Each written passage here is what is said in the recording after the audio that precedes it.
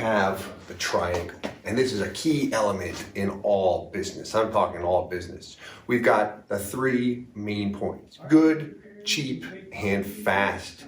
The thing is, as a consumer, you can only have two.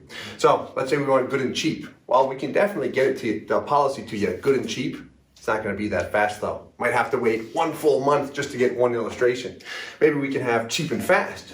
You can do that, definitely. Won't be that good though. You might mess up your name, run it the wrong age. We're gonna have to send it several times before you get the right proposal. Or we can have good and fast. Yeah, we can get it to you fast, and we can make it look good long term. We're talking all base premium. We can get that real fast by clicking the all base premium button. So the question is, what two do you want from this triangle? Fortunately, we don't implement this practice at all. So our goal is, how do we accomplish all three? And I'm going to replace the word cheap with well designed, properly designed.